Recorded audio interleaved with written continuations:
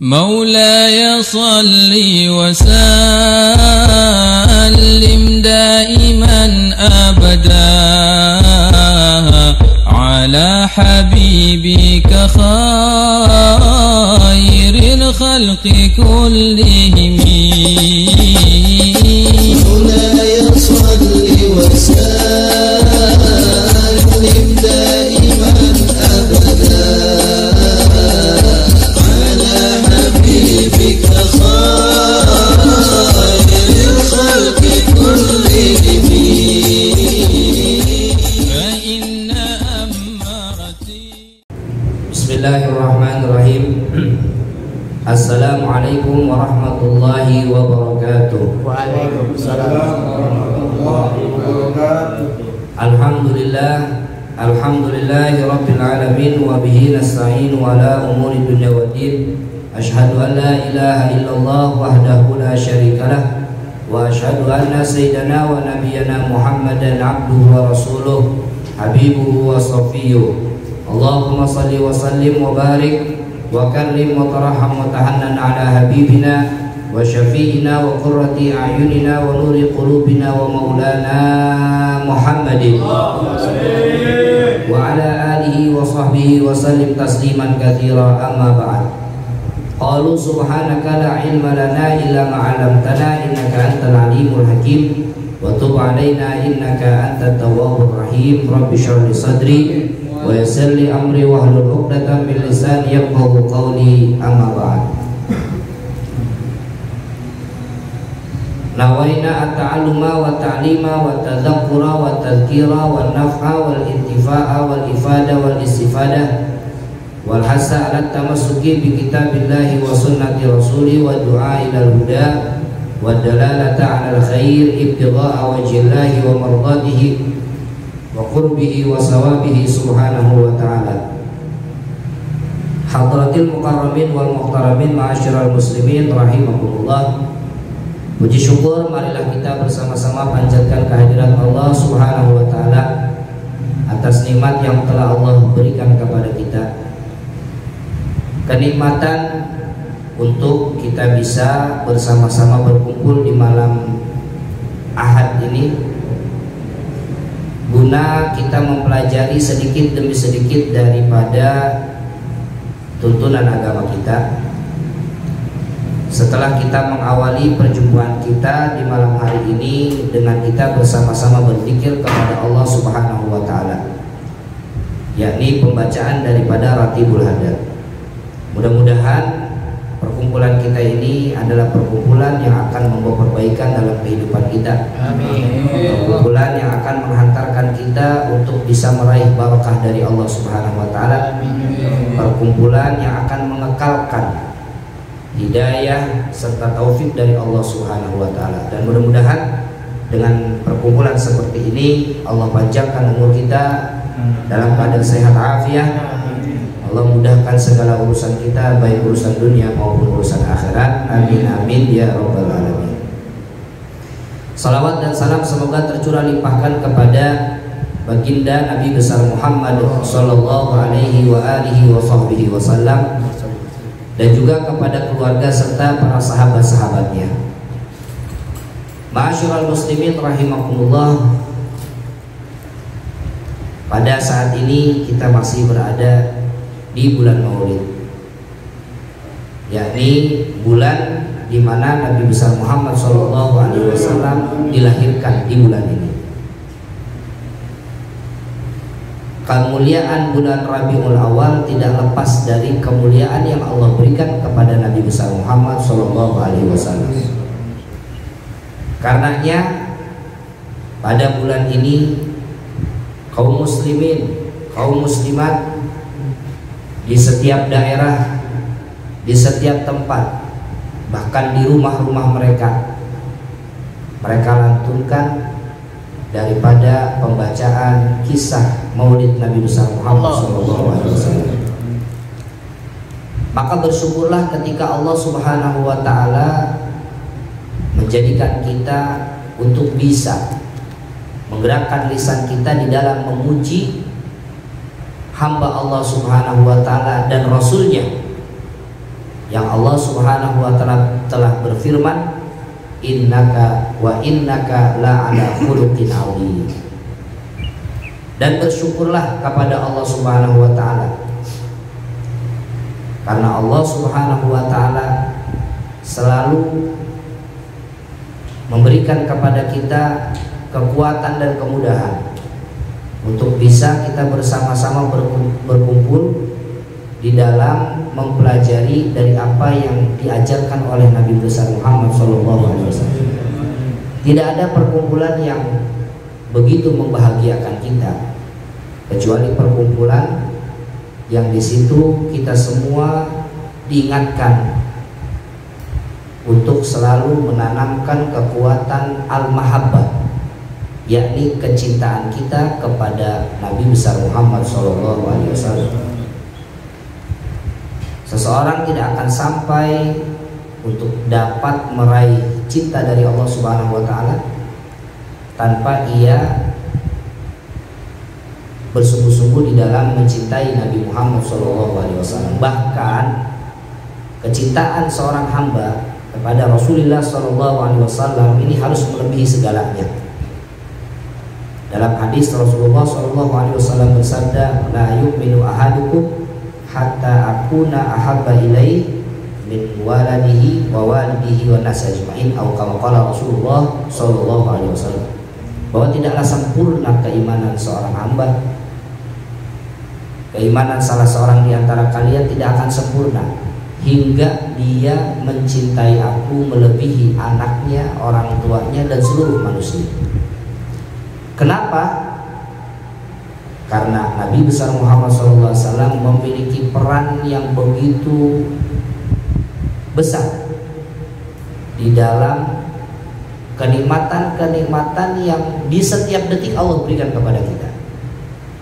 Bahkan wujudnya kita pada saat ini serta segala nikmat yang Allah berikan kepada kita itu lantaran kemuliaan Nabi Muhammad SAW.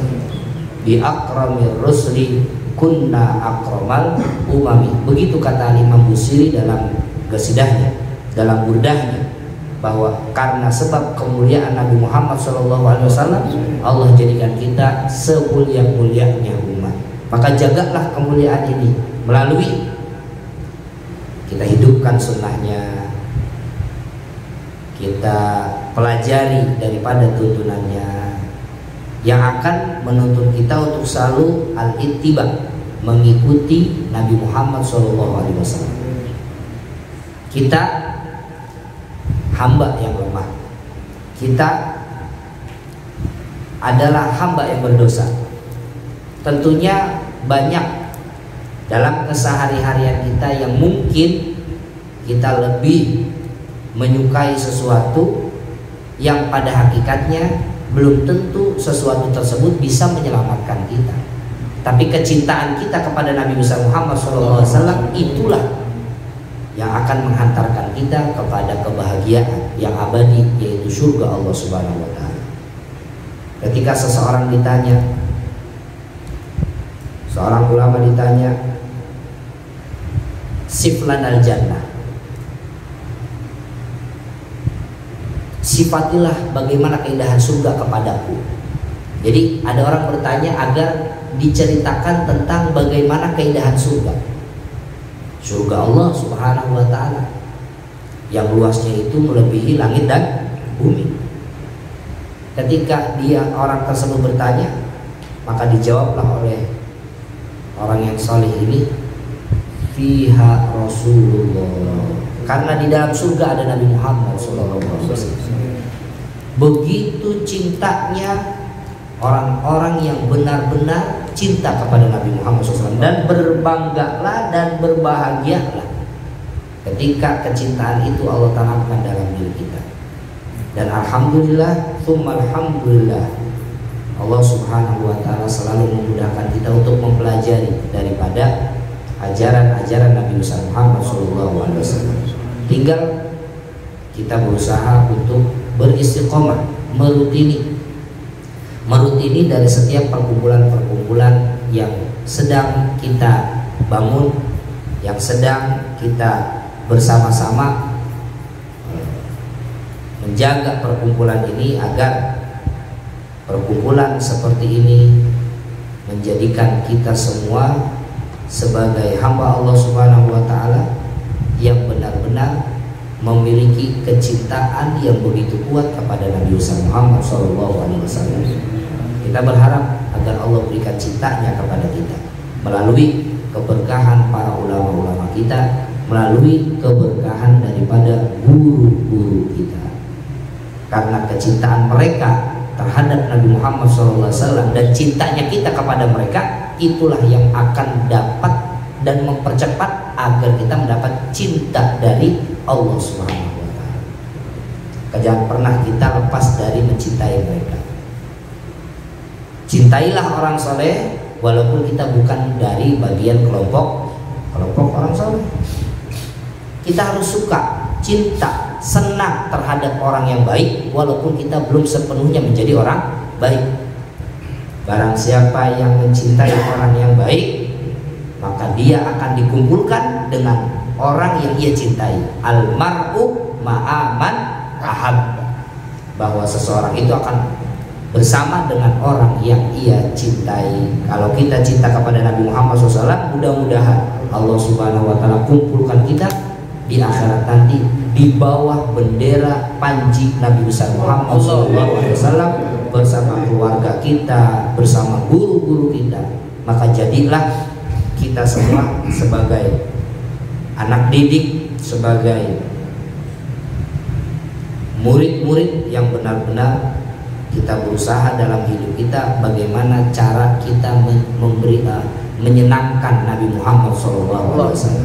Kalau lisan-lisan setiap mereka begitu mudahnya untuk merendahkan Nabi Muhammad SAW, kalau keadaan mereka begitu entengnya mengungkapkan atau mengucapkan kalimat-kalimat yang tidak pantas terhadap Nabi Muhammad SAW, bersyukurlah kepada Allah karena kita dimudahkan untuk memuji Nabi Muhammad SAW. Pas kita, berarti kita memuji hamba yang dipuji oleh Allah. Kita menyukai hamba yang disukai oleh Allah. Kita cinta kepada hamba yang dicintai oleh Allah. Bukankah itu sebuah kenikmatan yang amat luar biasa? Fabi ayyi ala'i rabbikuma tukadziban. Karena itu in kunta fi ni'matin far'ah. Kalau memang kita sudah berada dalam kenikmatan semacam ini, jagalah nikmat ini. Dan duduknya kita di tempat ini merupakan bagian cara kita untuk menjaga keimanan kita, cara kita untuk menguatkan al-mahabbah atau kecintaan kita kepada Nabi besar Muhammad SAW melalui apa yang kita baca daripada hadis-hadis Nabi Muhammad SAW yang telah dijelaskan dan diterangkan oleh para ulama-ulama as-salihin. Ma'asyiral muslimin rahimakumullah.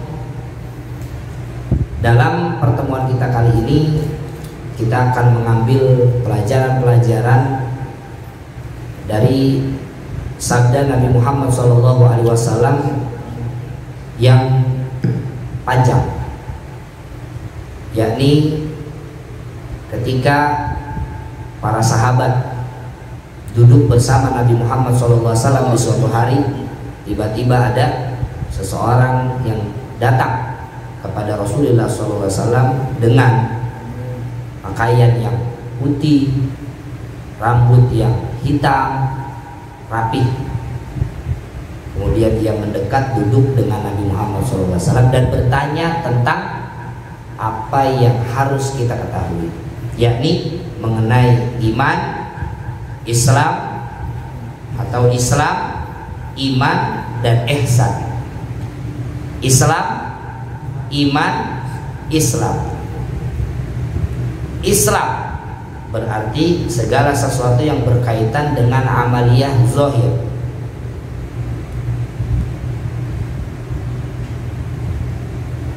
Iman berarti berkaitan dengan amal batin.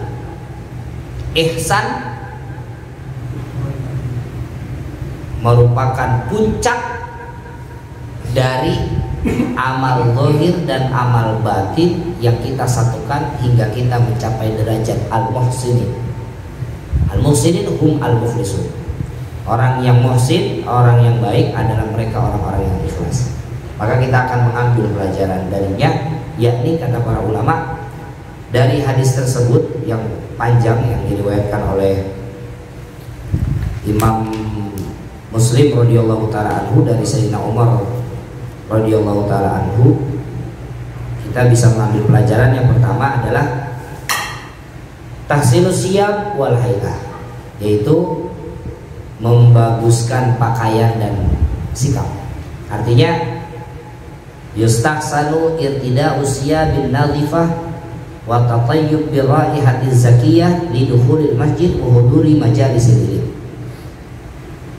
Bahwa suatu perbuatan yang baik ketika seseorang memakai pakaian yang bersih, nggak mesti mahal ya, yang penting bersih dan sopan. Memakai pakaian yang bersih dan juga memakai wewangian yang enak, gitu ya. Jangan wangi yang kurang enak, gitu ya. Ketika kapan? Lidukhulil masjid, ketika kita mau masuk masjid. Jadi kalau mau masuk masjid, pakailah pakaian yang bagus. Kita mau sholat jamaah, pakai pakaian yang bagus. Kita mau hadir di pengajian, pakai pakaian yang bagus. Pakailah pakaian yang sopan. Sebagaimana malaikat Jibril alaihi salam datang kepada Nabi Muhammad SAW dengan memakai pakaian yang putih dengan rambut yang begitu rapi. Ketika kita menghadiri majelis ilmu, pakailah pakaian yang bersih, pakailah wewangian, karena itu merupakan penghormatan kita kepada majelis yang kita hadiri dan ilmu yang akan kita dengarkan di majelis tersebut. Ilmu adalah cahaya yang Allah campakkan dalam jiwa atau hati seorang hamba, dan cahaya tersebut tidak akan Allah berikan kepada hamba yang tidak memiliki adab. Nah, ini kita dianjurkan. Makanya kenapa sih kalau ngaji itu perlu pakai peci, dia pakai baju koko, pakai sarung, karena rapi, kerapihan. Apa yang kita lakukan bukan untuk mendapatkan sanjungan dari orang. Apa yang kita kenakan bukan agar orang ini memuji kita, bukan. Karena orang itu, kalau kita hanya mengharapkan dari orang, kita sandarkan kepada orang yang namanya manusia itu kadangkala dia memuji, kadangkala dia tidak memuji. Dan harapan kita bisa aja yang kita dapatkan justru kekecewaan. Tapi ketika seseorang menyandarkan semuanya kepada Allah Subhanahu wa taala, dia berusaha untuk melakukan amal atas dasar niat-niat yang baik, seperti niat mencari hidayah, niat untuk menghilangkan kebodohan, dan ia kenakan pakaian-pakaian yang bagus, pakaian-pakaian yang bersih, ia gunakan wewangian ketika menghadiri majelis ilmu, ketika ia datang ke masjid, maka ini adalah sesuatu yang baik yang mesti kita lestarikan dalam keseharian kita. Ketika kita mau mengaji, pakailah wewangian. Yang belum punya minyak wangi, ya beli. Gitu. Yang belum punya minyak wangi, beli buat malam minggu. Kalau malam minggu mau ngelancong, ngelancong aja kita bisa beli minyak wangi, kan gitu ya. Mau ketemu sama calon, jadi apa kagak, kan gitu ya. Ya mau menyai, mau ketemu sama calon aja kita sampai semua kita wangiin. Pakaian itu wangi badan sama wangi baju beda. Mulut diwangiin, badan diwangiin, baju wangi lagi. Pakai jaket disemprot juga jaketnya, saking supaya nggak kecium aroma yang tidak sedap. Jadi dia mau ngaji, belek banyak, mandi belum, minyak wangi kagak. Terus dalihnya apa? Allah hanya melihat amal dari hati. Tergantung niat. Lebay itu mah. Kadang-kadang sukanya ngeles ya. Orang tuh jadi ngeles orang kalau gitu. Jangan. Maka tempatkan semuanya pada tempatnya, kan gitu ya. Seperti kita mencintai Nabi Muhammad SAW, itu udah benar. Kenapa? Karena Nabi Muhammad SAW adalah makhluk Allah, hamba Allah, Rasul Allah yang dicintai oleh Allah. Maka pantas kita untuk mencintainya. Majlis ilmu, masjidnya Allah itu merupakan tempat yang baik. Kalau memang itu adalah tempat yang baik, tempat yang suci, tempat di mana Allah memandang hambanya pada tempat tersebut dengan pandangan kasih sayang, kenapa kita tidak mau atau tidak mau untuk memilih mengenakan pakaian-pakaian yang bagus dan juga memakai wangian? Kalau saja itu bisa kita lakukan untuk istri kita, kenapa untuk Nabi Muhammad gak bisa? Terbalik. Tapi jangan juga di depan istri bau juga, nggak boleh lah. Jadi oh yang penting mah Nabi Muhammad SAW. Istri bau ini berubah bau, jangan. Tetap wangian itu dianjurkan, karena dengan seringnya kita mencium hal yang wangi itu mencerdaskan akal pikiran kita. Jadi enggak kalau kata teman anak bilangnya enggak kenok otaknya. Jadi nggak loadingnya nggak lama gitu. Ini lagi musim hujan nih. Ada kan HP loadingnya lama gitu. Otaknya nggak loadingnya nggak lama gitu. Sergap gitu. Nggak bengong, dikit-dikit bengong, sambet ntarnya.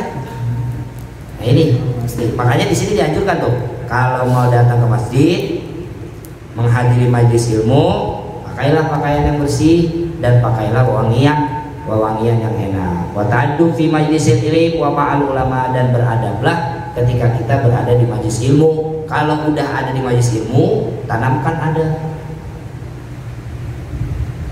Tanamkan adab dan beradablah kepada para ulama, yaitu guru-guru kita yang mengajarkan ilmu, supaya kita mendapat barokah dari ilmu dan Allah mudahkan kita untuk dapat mengamalkan apa yang sudah kita tahu. Makanya kenapa sih diri kita ini masih berat untuk mengamalkan dari apa yang kita tahu? Mungkin masih ada sikap kurang ajar kita kepada orang tua, mungkin masih ada sikap kurang ajar kita kepada guru kita.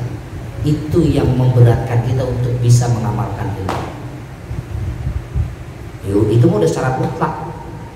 Gak bisa kita jadikan itu sebagai itu mah bisa-bisa Ustaz aja itu mah yang ngejelasin. Oh bukan bisa-bisa. Itu udah syarat mutlak. Hal yang mesti kita tanamkan itu yang harus kita tahu. Dan ingat, apa yang kita rutini dalam bentuk kebaikan pada hakikatnya keturunan kita yang masih tersimpan dalam sulbi kita ikut melakukan yang baik yang kita lakukan. Itu paling. Jadi ketika kita sering duduk di majelis ilmu, akan mudah kita untuk meraih keturunan-keturunan yang baik. Nah kalau tiap hari nonton TV, mainin HP, tapi pengen dapatnya keturunan yang baik, yang soleh, yang nurut, ya bagaimana mau nurutnya, bagaimana mau baiknya, sementara waktu kita habis hanya untuk nonton TV. Nanti tahu sendiri acara TV modelnya, televisi acaranya udah macam-macam, gitu ya. Kebaikan dan keburukannya bercampur aduk. Kadang-kadang yang lebih ditiru keburukannya. Apa baik ada di TV? Apa yang nggak ada di TV? Yang tukang makan ada, begitu ya? Di TV. Kuliner kan gitu ya, ada.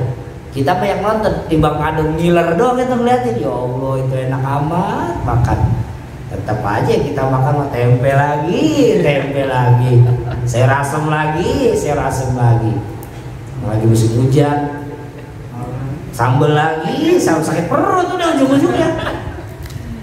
Nah ini ta'adub fi majalisil ilmi, beradablah ketika kau berada di majelis ilmu. Berarti ketika kita duduk di majelis ilmu harus sabar. Sabar menahan apa? Menahan untuk tidak melakukan aktivitas yang biasa kita lakukan sebelum ngaji. Kalau mungkin kalau zaman sekarang misalkan HP, kan orang sama HP itu gak bisa lepas. Dia bangun tidur orang nih ya, dibandingkan nanya sama anak, mendingan nanya HP. HP-nya taruh di mana, Neng? Kan gitu ya. Bangun tidur. Nah, yang pertama kali ditanyain HP, coba itu.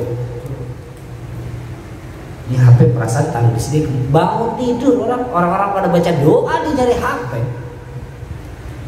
Yang disasar-sasar HP. Ya, udah terlalu banyak apa?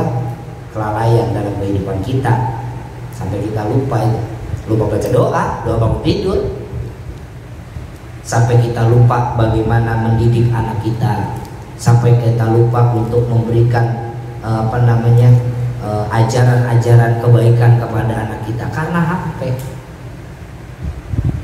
Maka HP itu seperti obat, kita pakainya. Kalau lepas butuh dipakai, kalau udah nggak butuh taruh. Tapi saya main game mah pasti butuh terus itu mah, nggak lepas. Kalau matanya belum juling terbalik belum kelar itu mainnya. Belum kelar, jereng aja masih maksain. Aduh, orang akhir zaman ini. Nah ini yang dianjurkan. Jadi pemahaman yang bisa kita ambil dari petikan hadis Nabi Muhammad SAW adalah hendaklah kita selalu memakai pakaian yang bersih, yang baik, yang sopan, dan pakailah wewangian-wewangian yang enak ketika kita ingin menghadiri majelis ilmu atau sholat berjamaah di masjid. Itu harus wangi. Jangan masuk ke masjid habis makan yang bau-bau, kayak makan jengkol misalkan ya, makan jengkol masuk masjid, untung nggak pingsan orang yang di sampingnya gitu kan ya. Kan nggak ganggu kekhusyuan orang kalau gitu, tapi kalau wangi kan enak. Gitu. Kenapa demikian? Fa'ina Jibril alaihi salatu wassalam ata mu'alliman linnas bihalihi wa maqalih. Karena malaikat Jibril alaihi salam datang kepada Nabi Muhammad SAW sebagai guru yang mengajarkan kepada orang-orang yang ada pada saat itu bihalihi wa maqalih, dengan sikapnya dan ucapannya. Jadi bagaimana cara kita bersikap ketika kita berada di majelis ilmu, dan bagaimana kita berbicara ketika kita di majelis ilmu. Jadi kita harus bisa menempatkan ucapan-ucapan yang biasa kita ucapkan umumnya, yang dianggap biasa. Kalau kita udah berada di majelis ilmu, tahan ucapan itu, berarti sabar kita harus sabar. Dan dengan sebab duduknya kita di majelis ilmu, tertahan kita dari melakukan yang sifatnya dosa. Tertahan. Ya, coba kalau kita ngumpul biasa nih, ada aja itu orang yang diomongin sama kita, yang dikata sama kita gitu, ada aja. Coba kalau lagi ngaji, ya udah kita fokus dengerin, gitu kan ya. Jangan jikiran, jangan lagi ngaji jikir, jangan, udah waktunya ngaji ya ngaji. Ini kadang-kadang orang salah, ya, tapi yang ngaji tapi tangannya misalkan muter-muter tasbih, salah, nggak boleh. Kalau kita sudah berada di majelis ilmu, duduklah dengan baik dan dengarkan apa yang disampaikan, dan mintalah kepada Allah agar Allah berikan ilmu yang manfaat buat kita. Nah itu. Jadi jangan sampai kita di majelis ilmu mentang-mentang kita ini ahli zikir, katanya itu juga ahli zikir, kata siapa? Cuma katanya, kalau katanya kan kata siapa ya kita nggak tahu kan gitu ya. Ahli zikir, lagi ngaji, lidah, gurunya lagi nggak jelas dia. Wah, makan topok tadi pagi selamatkan orang. Jangan, tapi duduk dengan baik, simak dengan baik, lalu mintalah kepada Allah, ya Allah, dari apa yang telah Engkau perdengarkan kepadaku dari tuntunan agamamu, dari ajaran nabimu, mudahkan aku untuk bisa mengamalkan dalam kehidupanku, ya Allah. Kalau begitu cakep bener ya, rapi kayaknya itu orang, rapi kayaknya. Ini datang ke majlis bawa masalah, pulang puyeng. Datang ke majlis Kita datang ke majelis itu pas nganggur. Wah, ente ngaji? Iya, lagi nganggur. Udah punya kerjaan. Nah, lupa mengaji. Waduh, ini orang. Jangan. Masa kita mau sampai tua begitu? Jangan. Dari waktu yang Allah sudah kasih ke kita, kesempatan banyak yang telah Allah berikan kepada kita, jangan kita sia-siakan dan buang begitu aja. Karena waktu itu nggak akan kembali lagi. Gunakan waktu itu sebaik mungkin. Nah, ini kan kita lagi dididik, kita lagi diajar, kita lagi diberitahu bagaimana cara kita untuk mengambil manfaat dari setiap perkumpulan kita. Ya, mudah-mudahan Allah kasih manfaat dalam kehidupan kita. Amin ya rabbal alamin. Kemudian di antara lagi yang bisa kita ambil dari hadis Nabi Muhammad SAW, yaitu Nabi Muhammad SAW ketika ditanya oleh malaikat Jibril, "Ya Muhammad, akhbirni anil Islam." Wahai Muhammad, beritahu kepadaku apa itu Islam, tentang Islam. Kemudian Rasulullah SAW menjawab, al-Islam, Islam itu adalah antashhada an la ilaha illallah, kamu bersaksi bahwa tidak ada Tuhan selain Allah, wa anna Muhammadar Rasulullah, dan Nabi Muhammad SAW adalah utusan Allah, wa tuqimas shalah, kamu dirikan salat, wa tu'tiyaz zakat, kamu keluarkan zakat, wa tasuma Ramadan, kamu puasa di bulan Ramadan, wa tahujjal baita, dan kamu pergi haji ke Baitullah, ini stata'ta ilaihi sabila, itu pun kalau kamu mampu untuk melakukan perjalanan ke Baitullah. Nah, dari ungkapan Nabi Muhammad SAW tersebut amatlah jelas bahwa Islam ini qaimun ala asasi khamsin. Islam ini akan tegak ketika para pemeluknya ini benar-benar memegang 5 perkara ini. Kita seorang muslim, kita memeluk agama Islam. Jika kita ingin mendapatkan keteguhan di dalam memegang keislaman kita yang merupakan anugerah Allah terhadap kita, di mana kita dijadikan sebagai seorang muslim, maka 5 perkara ini kita kerjakan. Yang pertama, kita bersaksi bahwa tidak ada Tuhan selain Allah dan Nabi Muhammad SAW adalah utusan Allah. Tanamkan itu di dalam hati. Tidak ada Rabb selain Allah. Yang mengatur alam semesta ini adalah Allah. Maka hanya Allah yang patut kita sembah, dan hanya Allah lah tempat kita untuk meminta dan memohon pertolongan. Butuh apa? Bilang sama Allah, ya Allah, lagi corona ini, rezeki mampet, minta sama Allah. Minta sama Allah melalui doa-doa yang kita panjatkan.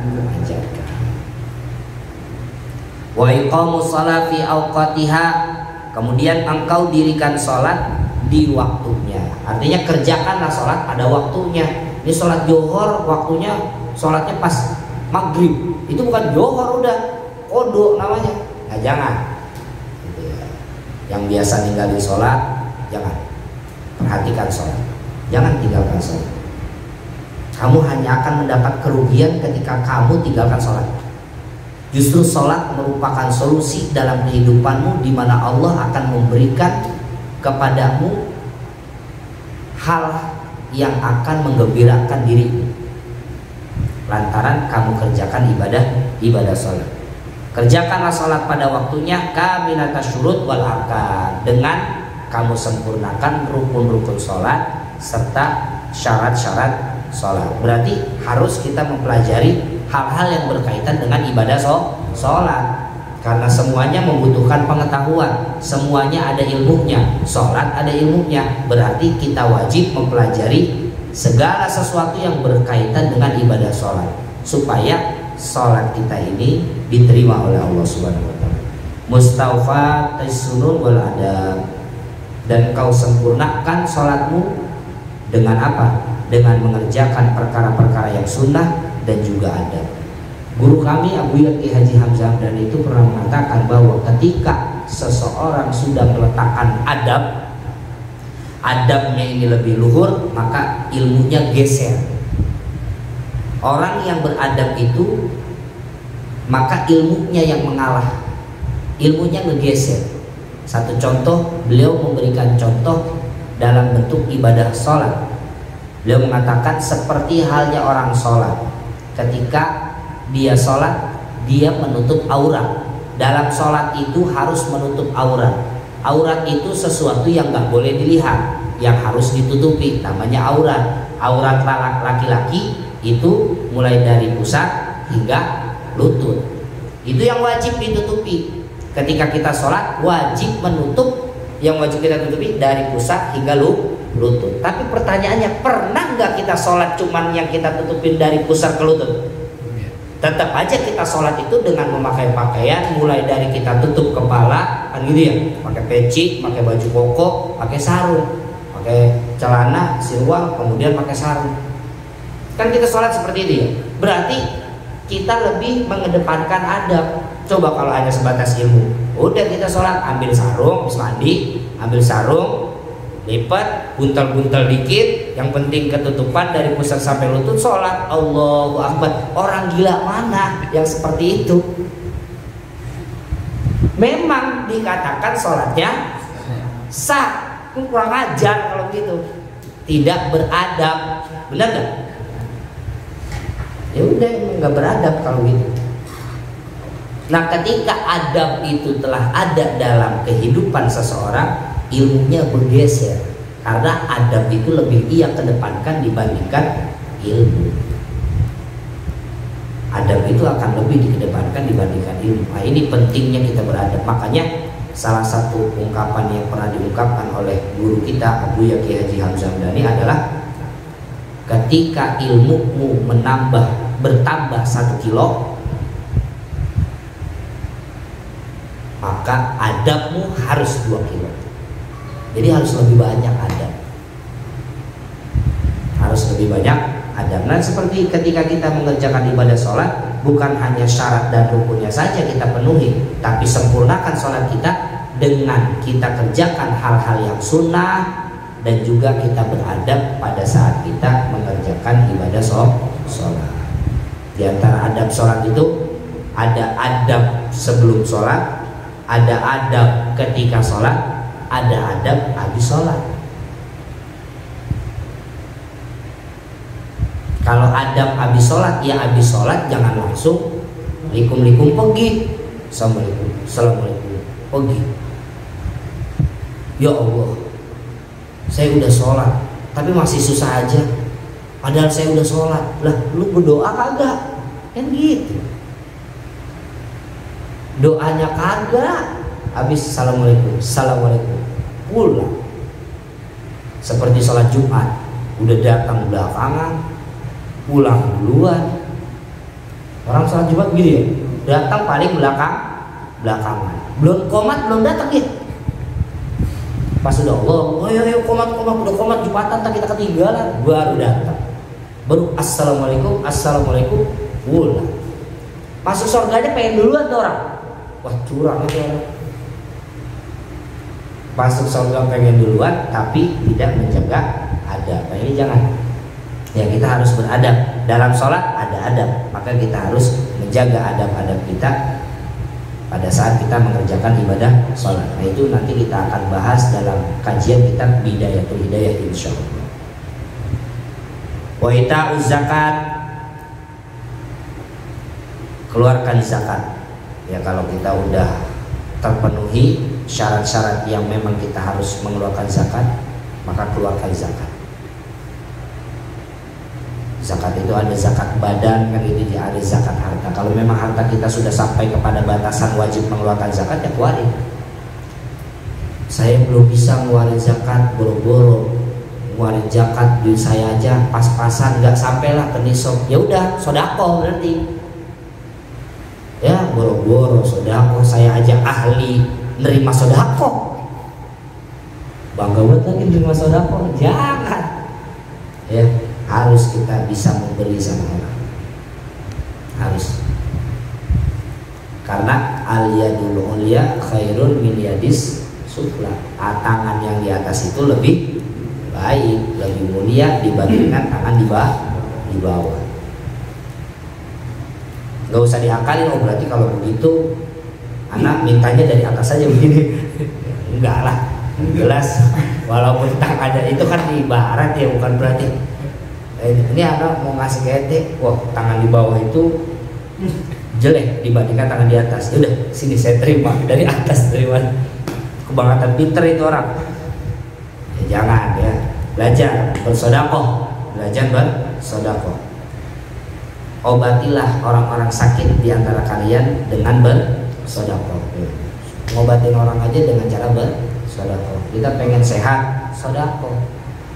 Makanya dikatakan dalam hadis Nabi Muhammad SAW yang terdapat dalam kitab ini, itu ada hadis yang menjelaskan was-shadaqatu burhanun. Nanti pada hadis yang ke-24 atau 26 saya lupa,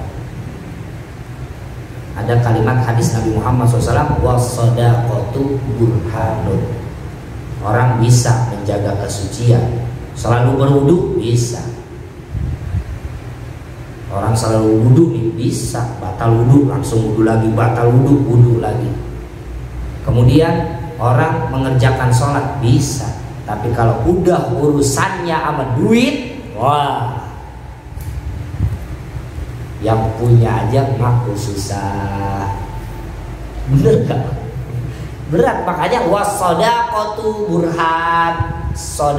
Bersedekah itu merupakan tanda kesempurnaan iman kita. Tandanya itu sedekah. Makanya kita diajar untuk sedekah. Apa yang mulai dari sesuatu yang mampu, jangan nungguin banyak. Oh saya mah malu kalau masih banyak. Saya mah kalau masih sedikit malu. Ntar aja kalau udah banyak lah kagak ngasih pisan tuh. Banyak mah kagak, sedikit juga kagak. Berilah sesuai kemampuanmu. Kamu mampu berapa? Kasih. Gitu ya. Beri orang yang membutuhkan. Gitu. Kita diajar untuk seperti itu. Wahijul baitil haram marratan fil umur, dan pergi haji ke Baitullah dalam seumur hidup satu kali. Jadi wajib haji itu dalam seumur hidup hanya satu kali. Kalau orang sudah pernah pergi haji, gugur kewajiban hajinya. Nah besok lagi kalau mau berangkat haji, itu sunnah hukumnya, nggak wajib. Terus bagaimana? Ya udah, karena kamu sudah pergi haji, jangan tiap tahun pergi hajinya.